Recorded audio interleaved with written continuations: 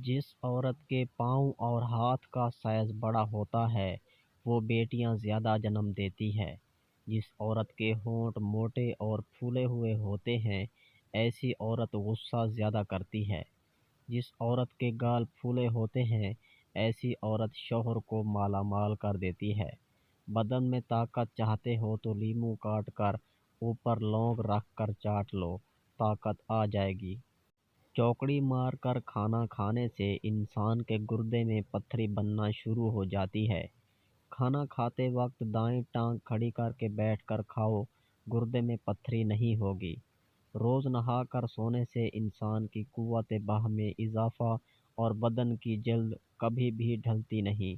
روٹی کھاتے وقت چکر آ جائے تو سمجھ جاؤ تمہارے رزق میں اضافہ ہونے والا ہے۔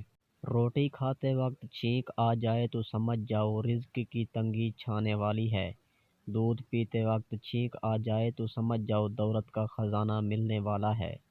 ناف کے اندر لیموں کے چند قطرے ڈال کر سونے سے پیٹ باہر نہیں نکلتا ہے۔ جو مرد اونٹنی کا دودھ پینے کا عادی ہوتا ہے ایسا مرد 90 سال تک بھی بوڑھا نہیں ہوتا ہے۔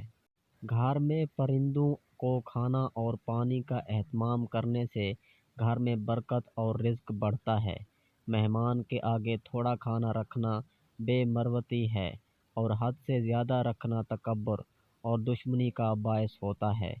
جسم اگرچہ برا ساتھی ہے لیکن اس کے مصائب پر صبر کرو تو پھر اس سے فائدہ اٹھا سکتے ہو۔ کالی رات میں چاند کا صبر اسے اور روشن کرتا ہے۔ پیر مرید کے دل کی حالت معلوم کر لیتا ہے۔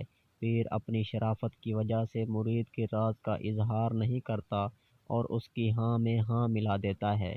اے رہنمائے نماز 5 وقت ہے لیکن عاشقوں کے لیے ہے کہ وہ ہمیشہ نماز میں ہیں۔ وہ خمار نماز 5 سے آرام نہیں حاصل کرتا ہے۔